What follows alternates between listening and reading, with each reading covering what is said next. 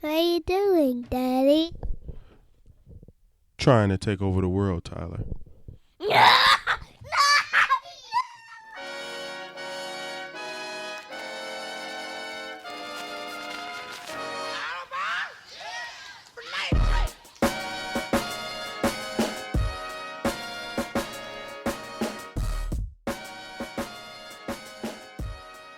Welcome to the Awesome Black Dad Show, your number one podcast for and about black dads. I'm your host, creator Terrell Lindsay, and I created this show with the hope that I can encourage, empower, educate, and in the process, entertain fathers in a way that inspires us to be a better version of ourselves. This is episode 3 of the Awesome Black Dad Show. Today we talk to Corey Moses, aka Coach Mo, one of the participants of the Awesome Black Dads photo project, Fatherhood Through the Eyes of Black Fathers, a coffee table photo book that looks to tell a more positive story about black fathers that will be coming out very soon. Coach Mo is not only active with his own children, but on Saturday mornings you can also find him coaching youth basketball at Home and Square on Chicago's West Side. We'll discuss fatherhood through Corey's lenses and get into everything from men's egos to what's more important, being a better husband or a better father. I hope you leave this episode a little more inspired than when you started. So enough of the introduction, let's get into it. Who is Corey Moses? I've asked myself that plenty of times. Well, I would say probably an inspiring young man that grew up on the west side of Chicago. And I noticed as in my adult age, I've taken a more liking to helping young kids, preferably young boys, because as a young boy, my father, he always instilled in me as a young kid to help others, no matter what. You know, his motto was, "Hey, if you got it, give it. If you ain't got it, pray for them that they can get it." So I've kind of taken that as just a mantra of how to live as I became an adult. So, you know, I'm every weekend, if I'm around kids, what I do is I just try to talk to them, try to gauge interest in them. So I'm just a person that when I look at another person, I give everybody the benefit of the doubt, because I know in this world everyone has a story, and I think we all have something to offer to each other. So that's pretty much what you see and what you get, you know, with me. Yeah, I think that's you spoke a little bit about, what you pull from your father, which I think is dope, and we don't, and it's good to have those conversations and be able to have something to draw on, especially when we get older, that we can look back and be like, my dad told me this, so I'll always remember this. So with respect to that, can you tell us a little bit about what your personal relationship is with your father and how it's influenced you as a man and as a father? If you can just elaborate a little bit more where you were going. Sure. With who is Corey? Sure. I have to start off. I'm very fortunate. You know, I've known my father since day one. He's been in my life since day one. Him and my mom. I was the only child. To this day, my father and I are very close. You know, and if you were to ask anyone that really knows me, I guarantee you they're going to bring up my relationship with me and my father. But my father's probably been the most influential person in my life. There's other men, other mentors, but my dad is probably the one person that, even as a young boy, I've always leaned on for advice. I still lean on him now for advice, even not only to be a good father, but even be a better husband. So, my dad and I, we're father and son, but we're also best friends as well. That kind of makes sense. No, it absolutely makes sense. I think that's dope as well. You got somebody you can trust to be honest with you no matter what, and they know how to. The good thing about having having him as a best friend. You can go to him about anything. Sometimes we had these conversations where you talk to people and parents sometimes, and it's like, well, I'm not, some parents will say, I'm not here to be your best friend. When there's a variety of that, I think that, I want my kids to feel like they can come back to me about when they get to a certain age. I don't want them to necessarily fear coming back to me and having a conversation about life. Right. And I don't want him to feel like he just has to go down a dark alley without having conversations with Pop if necessary. Now, there are going to be some times he's going to do that anyway, because that's boys, and you know how that ego and pride thing go. Absolutely. But that's definitely a good thing. So it's good to hear. So with that, I mean,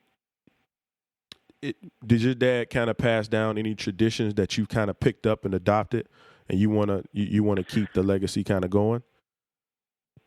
Yeah, he's my dad is outgoing.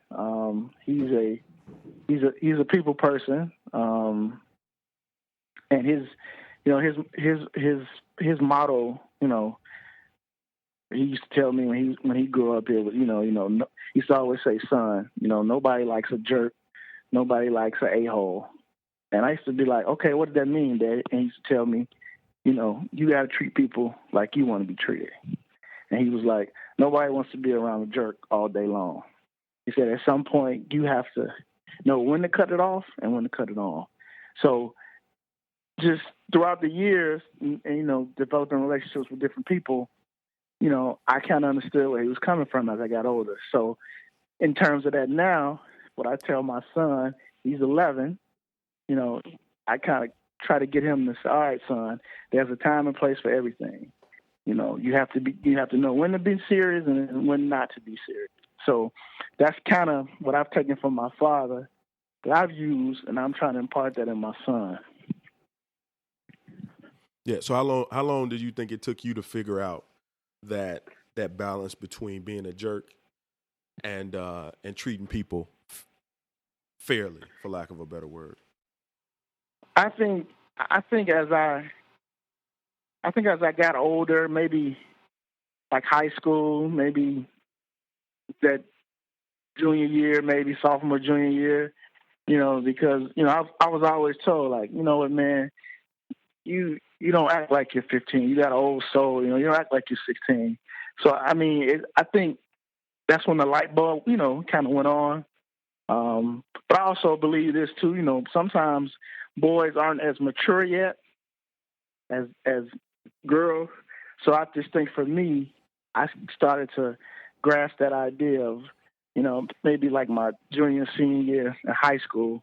And then when I got into college, it was more, okay, I figured this thing out now. Okay, I'm going to make better choices in what I do, who I choose to be around me, things like that. Cool. In terms of like fatherhood, like what does fatherhood mean for you? You have 2 kids, boy and a girl, correct?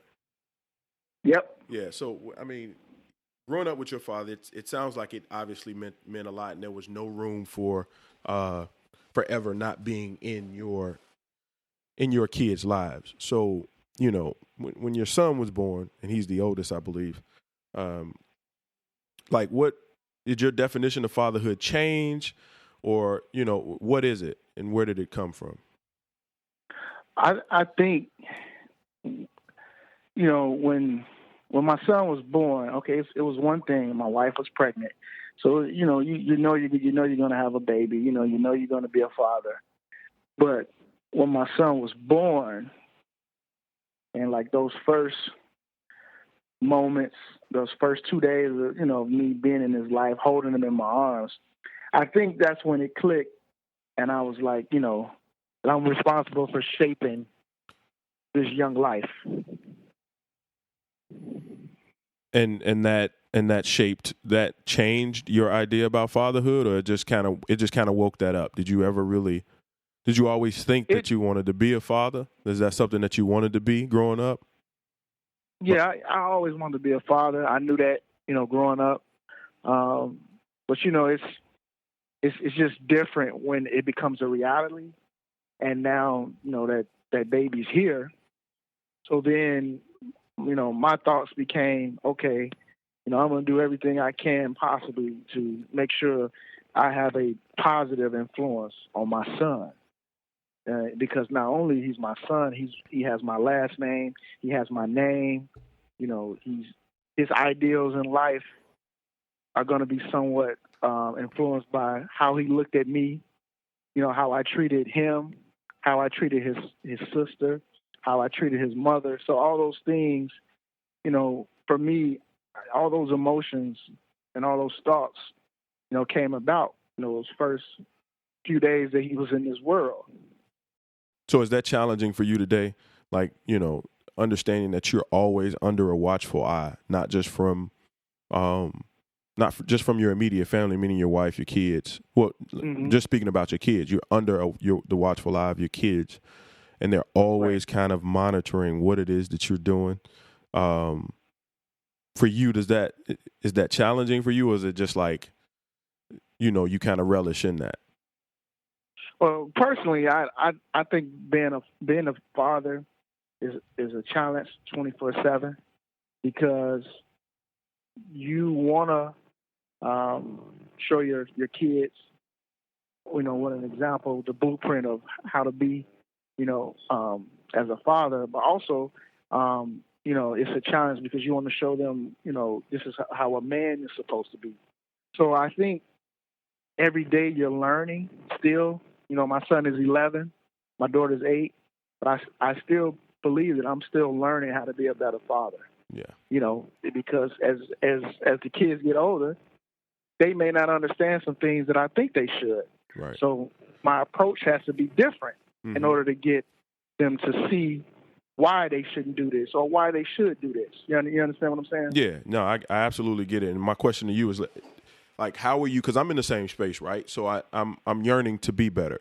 The conversation, where we are today. This show is called Awesome Black Dads, but I am nowhere near awesome, right? And I'm not saying that that's something that I would achieve for, and that's what I'm on the journey to reach. And I don't think that I would see that until my kids got older, and then that's something that they would be telling me, opposed to me saying that, right? I understand the things that I do today and what they mean and how impactful they are to my family. But I understand that I absolutely have to get better every day. They force you to do that, right? And so, I grew up in a single parent home, and I don't have that same baseline that you had.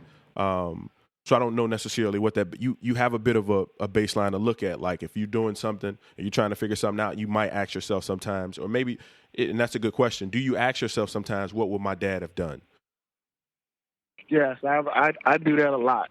Yeah. I do that a lot, and I'm humble enough to even go to my dad, and say, Dad, I'm having issues trying to get my point across to CJ, and here's what it is. So tell me how you think I should go about it.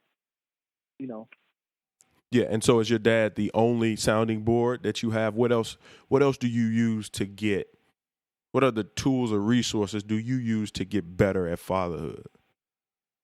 I use, I try to get conversations from people that I trust who are fathers as well. I also, I may try to go to some reading material, things like that. I'm the type of person, I always believe people that are older than me, people who have lived and walked in that life before me, I lean on them for wisdom. So that's the type of person I am. So I'm going to go to you if I believe that you may have an answer, or if I believe that you may be able to help me find that answer. Right.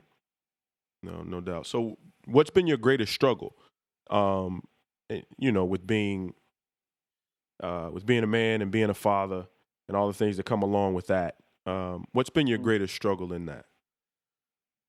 The greatest struggle for me is making sure I always find that balance of, when you have 2 kids, so there has to be a balance.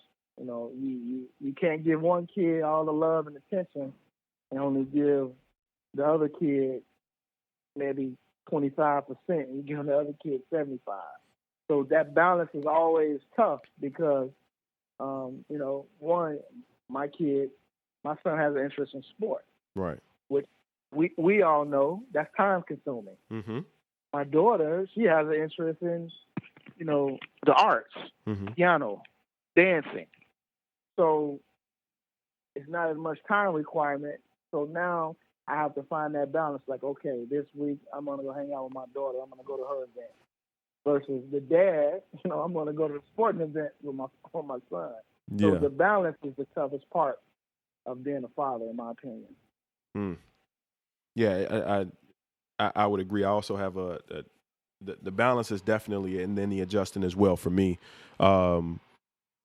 Just adjusting to the things, to their ever changing characters and personalities and everything that their needs is a bit of a struggle at times. I don't know if it's my greatest one, but it is a bit of a struggle for me because I pay attention to all of that, and then understanding the different nuances for both of them. Right, both my Right. boys are 4 and 2, and they have different needs at different times, and they're interested, or they're starting to be interested in different things, and then one of them may need more attention than the other, or one of them may be better at something than the other. So they don't necessarily need my assistance as much in certain areas as the other one does. So that balance, when you talk about balance, it's like, what does that really mean when we think about balance? At least when I think about balance, it's like, is it 50-50, or is it just giving that kid exactly what they need at the time that they need it, and understanding that that's what they need?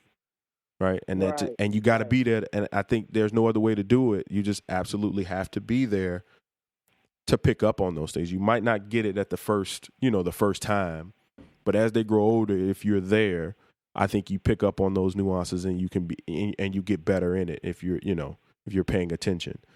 So no, I would agree with that. If you had 3 things to say that you stood for, what would those 3 things be? Number one, I'm big on loyalty. 2,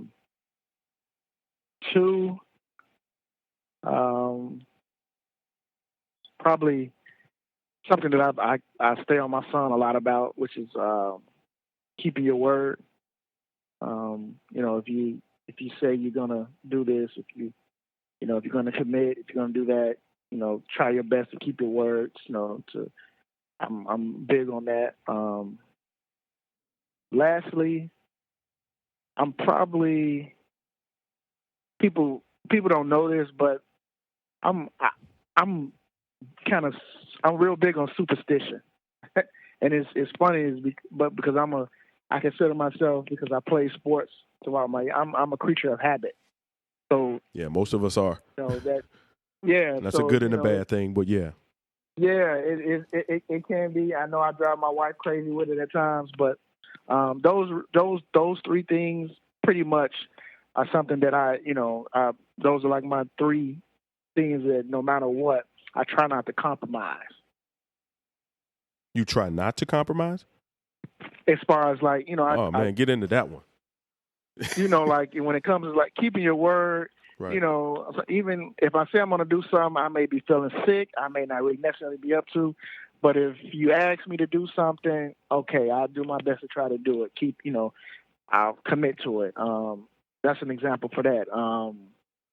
With the whole superstition thing. Oh, you know what? I thought when you said that you don't compromise, you're saying you don't compromise on your principles, right? You're not that you don't compromise in general. Like, how does that work? Right. When you married, no. You're not. No. Teach me something right now. I have to when you're married, you have to compromise. Yeah. I mean, if you not, and it's working, you should teach a class. I'll sign up. You just tell me the price. I'm sure and let me know how that goes. Sign up. If that truly works, but you got to prove that it works, though. Right. Exactly. Yeah. So no, I'm sorry to cut you off. That's what I was saying, though. But I mean, yeah, that's in terms of those 3 things I try not to compromise from, as far as like what I feel like, on my makeup. But and Tom, when you're married, even sometimes when you have kids, it depends on the situation. You may have to compromise, But yeah, I mean, those three things really are my staple. Okay. And so, you mentioned those three things, and then so what would you say you have more of, courage or integrity?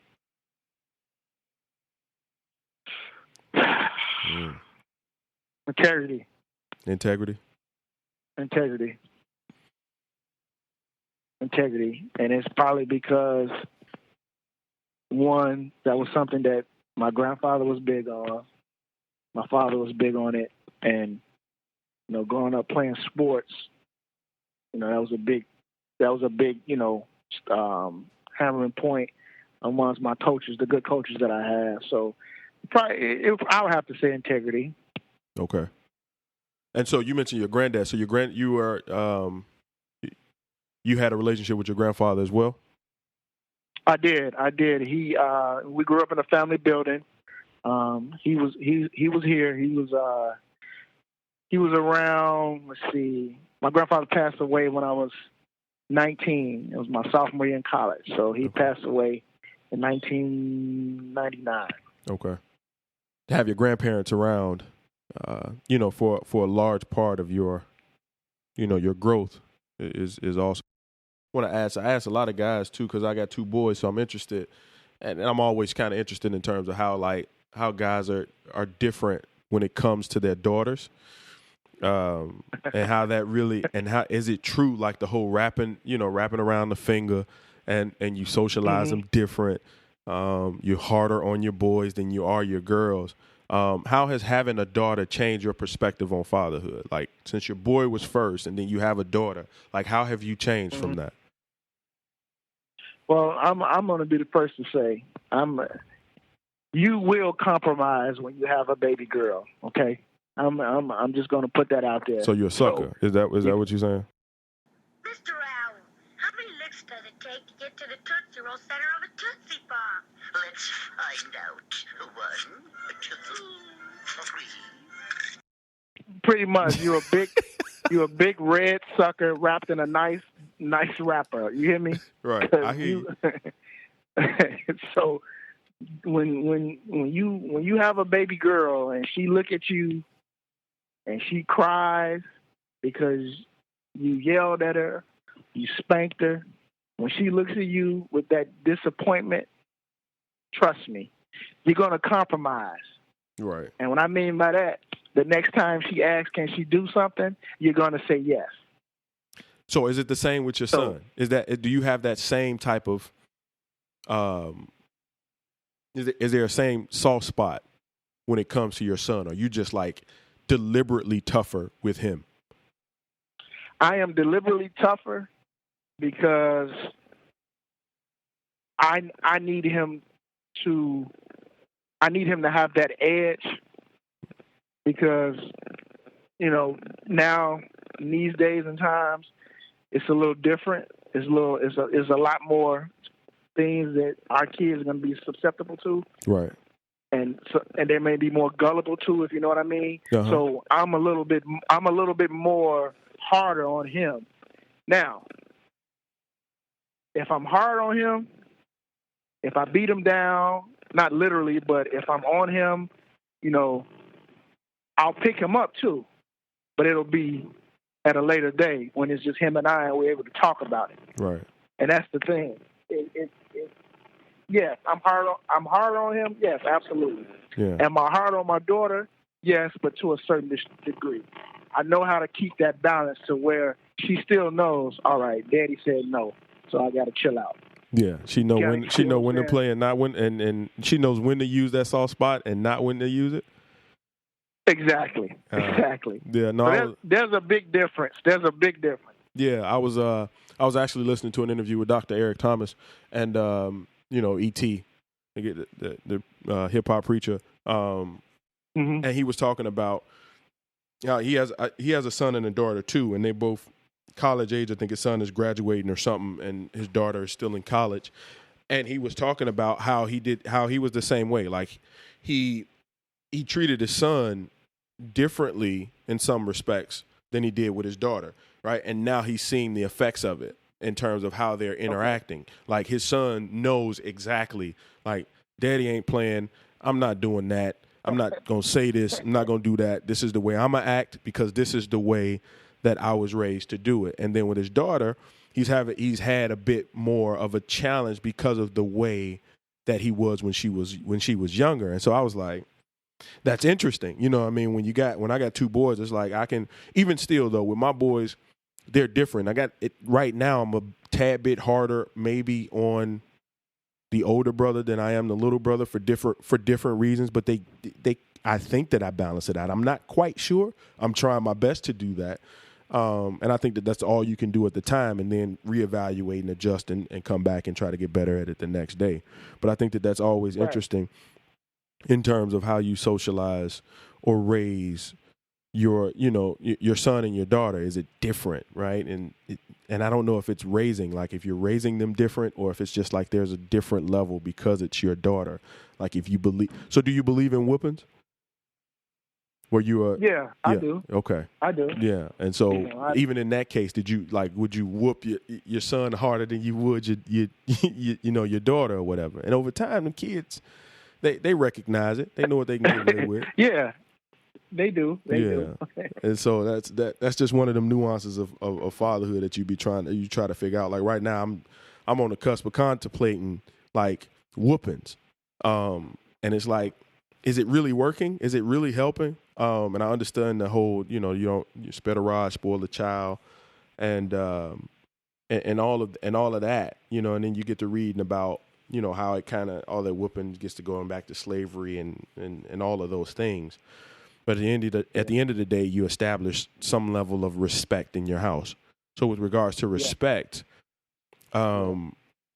which would you want more? Fear, not more. Which would you want? Fear or respect? Respect. Because, in my opinion, if your kids fear you, they won't know how to come to you when they're actually dealing with something that's really troubling. Right. So early on, like when they were younger, were you trying to establish? You think you were trying to establish that respect, or were you just like, look, I'm your daddy, and you're gonna do what I say until you can get out of here and pay some bills?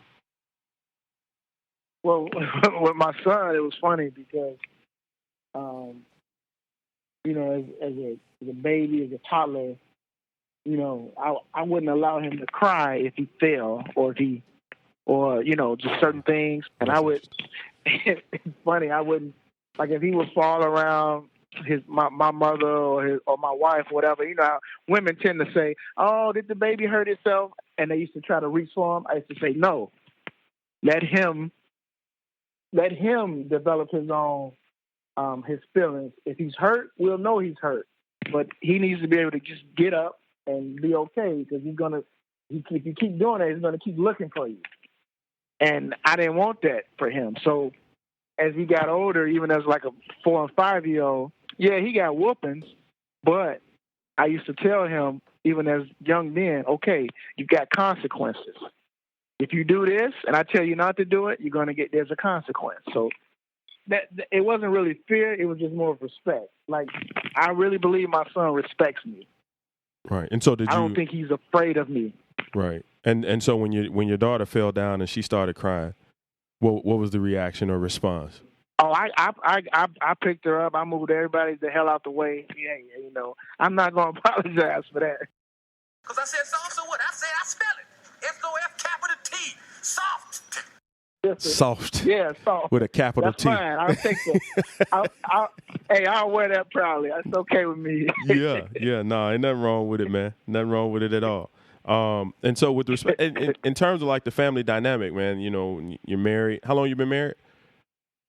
12 years in September. Okay. Nice. Which is more important to you, being a father or being a husband? She's listening. You know what? I just want you to know. Yeah, I'm going to forward her this. I'm going to forward her this recording first. So I'm just messing with you. I was asked that last year at a marriage retreat at Broadview Baptist Church, and you know what? I've learned that being a husband is more important first, because you can't be a good father necessarily all the time unless you're a good husband first.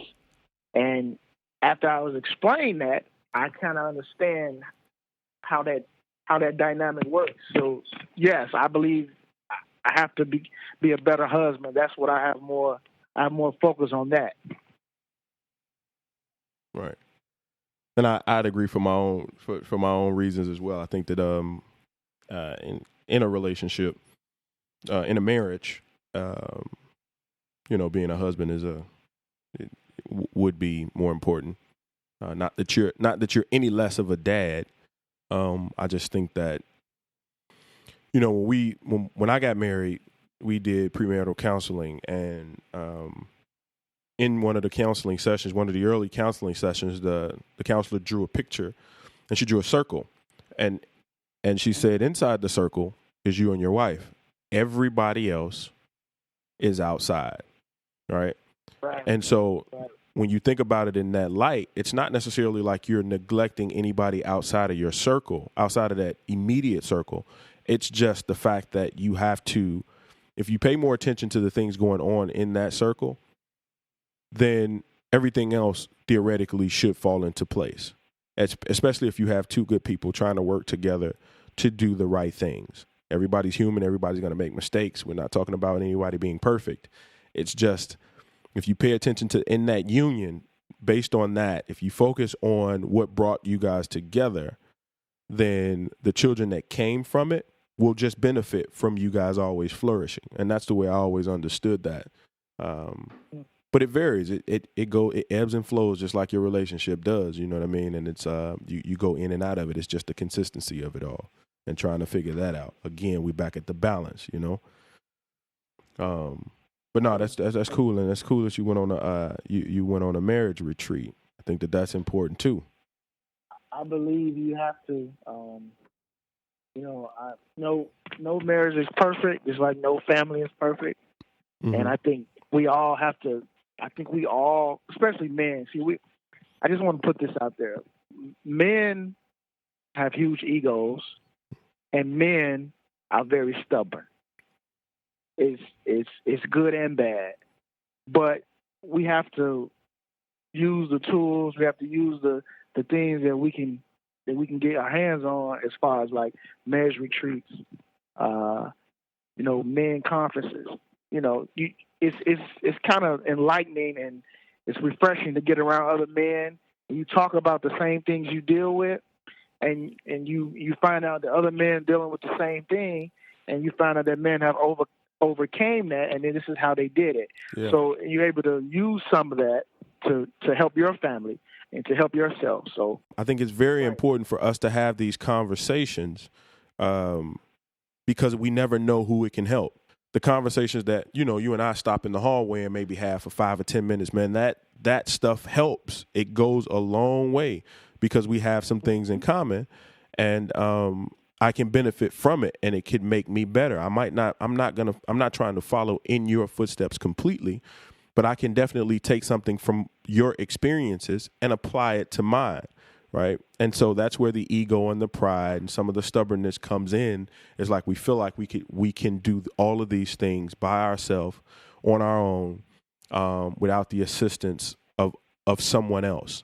And that's not completely true. If we can just get to a place to where we can share outside of the barbershop a little bit, where we go once a week. And that's cool, too. I think that's cool, and that should stay absolutely the way that it is, because that's our sanctuary. We get in there and we have conversations about any and everything. It's just the other time. But a lot of the times when we have those conversations, it's to get away from the things that we struggling with for the rest of the week, throughout the week. And we don't necessarily get better sometimes, But no, I think that's absolutely, that's a good thing to definitely get around, to get around some folks that you trust, and make yourself available to have these conversations and to get a little bit better. And so, with that, it's like, so what do you feel like, what's your idea of success in life and in fatherhood? What does success look like for you? I think my idea of success to me is, these next 10 years or so, and I can see my kids. They're going to graduate from high school. Hopefully they're going to go into college. They're going to graduate. They're going to be healthy. They're going to be productive people in this society. To me, that's success. Just watching them grow up and becoming young men, a young woman, and then myself and my wife, we can just look back and say, you know what, we succeeded. We did it. Despite what the trials were, the heartaches, the hardships that we had when we first started off as a young couple. Now we can look back and say, this is what it was all about. We succeeded. It's not always a monetary thing with me. It's not always, that huge 401k. It's great, but that doesn't mean you're successful either, to me. So, in my idea and in my realm, that success is seeing my kids go off and do great things. Yeah, no, I think that our idea as a whole and as a community, our idea of success to some degree needs to change. You talked about the 401k, and and it's always success has always kind of come up in the same conversation as money, and it doesn't necessarily have to be. Right. Success could be saying that you're going to do something and actually executing on it and finishing it. Right. Our ideas of success does not always end with $1 million in your pocket. Now, it's great if that does, but if we were really being honest and truthful about what success looks like, a lot of us are going to work. We went to school and we're going to work. Half of us are doing the stuff doing something totally different than what we went to school for, and and the other half, a large majority, don't even like what they're doing. Like, they get up every morning, they're like, ugh, right? And if we started over, right, before we amassed whatever amount of money that we're using to get through life right now, if we can go back and do something that we really, really enjoyed doing, then the money wouldn't be the thing. Happiness is probably the better or the higher component in success than money. But that's not how we're counted. That's not how we're taught, or the things that we see. Right? It's fine and dandy to be rich, wealthy, have these things, take care of your kids, and all of that. And I'm not in no way saying not to do those things, but if our kids thought differently about what success looks like, starting and finishing, and really truly finding your, and I don't like this word because it's overused, I think, finding your passion, the thing that you liked, the thing that you love to do at that moment, and enjoying that and moving forward, it can begin to change some things. And I think you see that. I think you see that because you work with kids all the time, right? And you're coaching, and you see what these kids are. You see what basketball does for them when they're playing in that moment. They're probably the happiest that they are, that they be in that day, right? Right. And so, with you being so active in the community, like, what is your idea of how do we as men become change agents in our community? Like, how do we begin to affect our community in a way that it changes enough for us to begin to make a difference from what we're seeing today in today's world? Well, I think I don't think you have to be a person that has to be recognized for being active in your community. I just think you can do something as little as volunteering, an hour or 2 hours just at a park district, just to say you want to talk to kids about the importance of, doing a resume, the importance of, me and my buddy Damien, we showed some young kids how to tie a tie. Right. Some young boys. I mean, I just think, to me, I think that's community service, because I'm sure these young boys, they may not have anyone in that in their household to show them how to tie a tie. Right. And it's just something little as that. So I think you can affect change if you live in a neighborhood and you've got young kids in the neighborhood, and there may not be a lot of guidance. And if you feel like if you can get one to just listen, even if you say, "Hey man, what you think about that new Future song?" That right there will engage them. They're going to give you their opinion. Now you have them. Now they're locked in. Now they're interested in what you're saying. Then slowly, as they gain your trust, now you can start to impart different things with them. Like, you know what? Tell me about school. What's going on? Tell me why this teacher, quote unquote, doesn't like you. Things like that. Like, I think with this younger generation, the trust is broken. There's a disconnect between this generation now and the generation that's before, like you and I. If you get what I mean. So yeah, I get it. I think that's how we need to affect change. Yeah, it's definitely different. I think when we were growing up, I think we had a mutual respect, right? I don't know that anybody had to tell me or make me be respectful to someone that was older than me. Right. And I grew up in K-Town, so I mean, it's there's some good and bad and all of that, but I think in a large part, whether it was the good kids or the bad kids, I think we all had that level of respect, whether we were, whether we thought we were feeling ourselves and we outside cursing. If an adult came up and walked by, we would say, "Excuse me," or "I'm sorry," or just not say it until they kept moving. Today's generation is a little bit different in that. And that happens with generations.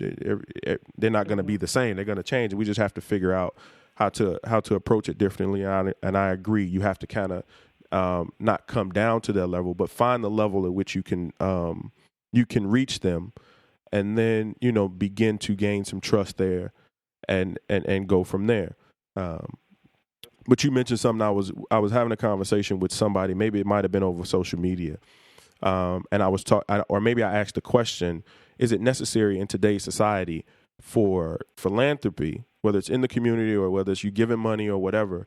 Should we share that in a way that people see that there are still good people doing good things in today's society, and that the people coming behind us can do the same thing?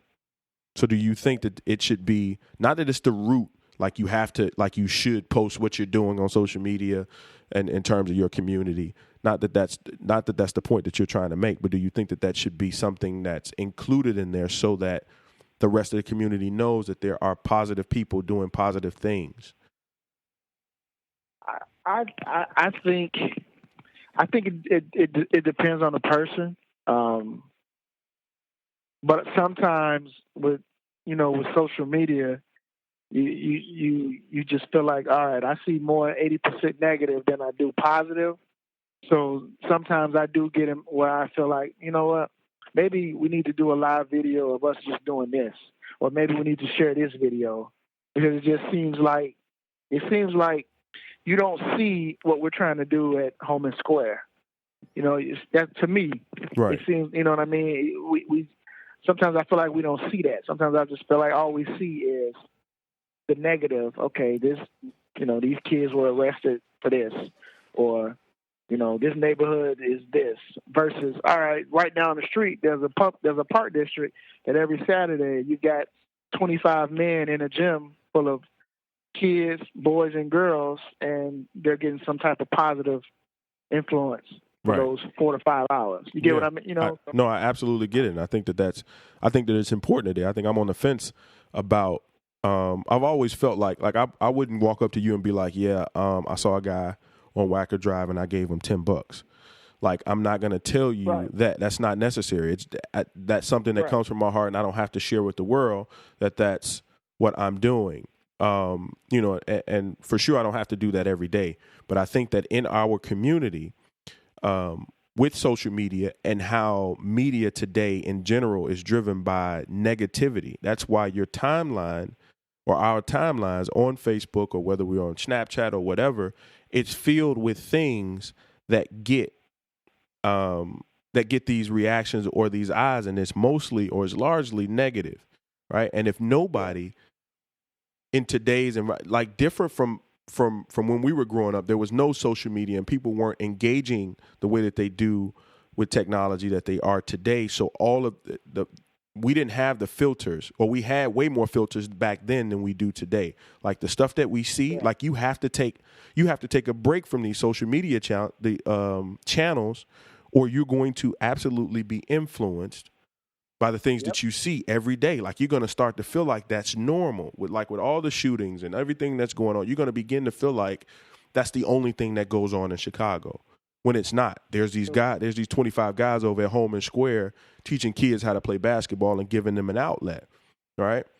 And back in the day, like, you know, I grew up by Franklin Park, so it was like I was at the park every day. So it's like in the summertime, I knew what was going on at the park. We had, you know, there were all kinds of classes and stuff that we can take. There was woodworks, and you know, it wasn't just sports. There was baseball and basketball, but I learned how to cut wood and do some other things. But now I just feel like if you're doing something positive, no matter how small it is, you never know who it can impact. So if you can share, like if you, even on social media channels where it's like if you use it for entertainment and you just sharing entertainment kind of things and you want it to be funny to get away from the, you know, the negativity in the world, that's fine. But if you're doing something positive in the day, you help somebody out or you do something. And if somebody scroll past your time, it might influence somebody to do something else. And that's how it gets paid forward. Yep. I agree. I completely agree. And that's kind of how I look at it too. You know, I wouldn't necessarily post on Facebook, you know, I gave this homeless man $20 to get something to eat. I wouldn't necessarily put that. Yeah. No, I wouldn't do that. But what you guys are doing over at Home and Square should be, right? Whether it's shared once a week, twice, and you shouldn't be looked at differently because that's what you're doing. People shouldn't feel a certain way or make it seem like you're just trying to get some level of publicity because, or, you know, you raise your hand and say, hey, look at what I'm doing in the community. I think that that's a part of it. But I think to influence the people that don't really know about you and what you're doing, I don't know that there's another way to do it. And I always say that if we impact one, I mean, that's winning. If you find a kid that you bring into Home and Square, you're absolutely winning. But we have the opportunity to influence a larger population, and we absolutely have to do it because I can't call World Star and tell them to stop putting up these videos. That's what's paying them money, right? I can choose to not. I can do one or two things. I can choose to not follow them, or I can choose to balance it out. And we've talked about balance. I can choose to balance it out by putting my own level of positivity out there. And then if I do that, then maybe somebody else does their own thing of positivity. And so now it's balanced. So for every video that we see that somebody's fighting or doing something crazy or negative as it relates to the things seen in our community, they'll see a video or, you know, a comment or a post or a quote or something that or organization, a new organization that has popped up that is doing something different in our community and positive. It's good stuff happening here in Chicago in the black communities with positive black men and women, mothers and fathers.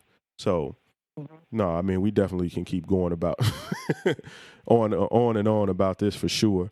And I want to be respectful of your time. So the last question I would like to ask is, what advice would you give a young man that's looking to start a family, who may have just started a family, and he wants some level of insight for what he should be doing to get better, to become awesome, if that's what he would want to do?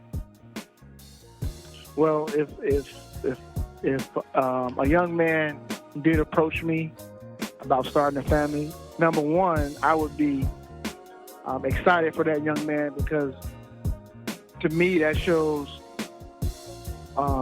number one, he's thinking about success, and he's thinking about being responsible. Or he could be already responsible. But I would tell him, you know, make sure when you want to start a family, just make sure you're ready to sacrifice, because when you start a family, you have to make. There's no number, but there's probably hundreds of sacrifices that you make throughout the year. Especially when you're a father and you're a husband, because people always say kids come first. That's true. And I learned that early on at being a 25-year-old father. You know, as a 25-year-old father, you know, I'm still into, you know what, I want to go here, or I want to go hang out there, or I want to go get this. Well, when there's a child that's in the world, you may not be able to do that. So my number one thing would tell him is if you're not able to sacrifice, then hold off until you get to that point where you can be able to say, you know what, I can do this now because I've sacrificed this. So that's key to me is that word sacrifice. And secondly, I would tell him, if you're ready to start a family, first and foremost, make sure you're starting a family with somebody who you know is going to be your equal in terms of the same values, the same goals that you want to have for your child. Because it's difficult trying to raise a son or daughter alone, number one. But it's even harder when you're trying to raise them with someone who may not necessarily be on the same page length in terms of aspirations. So, to me, those two things I think are key in trying to decide, you know, all right, when is the right time to raise a family. Cool, man. Well, I am not going to add anything else on to that. Whoa. Before you take your headphones off and unplug and go about your day, I want to let you know that this episode has been brought to you by the YBDL Youth Basketball League. YBDL is dedicated to teaching the fundamentals of basketball and teamwork in a safe environment. This league is comprised of an awesome group of professionals and experienced staff coaching young boys and girls ages 6 through 13. The YBDL Youth Basketball League will be kicking off the 2017 season by hosting their annual fall minicamp at Holman Square Park on Chicago's west side for both boys and girls grades K through 8. If you're interested, please contact Damian Bowden at 773-213-7601. Registration fills up pretty fast, so drop my name and you might get a slot. I'm kidding, my name doesn't really hold that much weight, but try it anyway and let me know what happens. There will be 4 sessions, September 8th and 15th from 5 p.m. to 8 p.m. and September 9th and 16th from 10 a.m. to 2 p.m. The cost for registration is $75, which will also include fees for the Winter League. Again, contact Damian Bowden at 773-213-7601 for more details. And finally, don't forget to drop us a review over on iTunes. It not only helps with our ranking, but it will also help us continue to improve on the show. Again, we appreciate you spending the time. See you episode 4.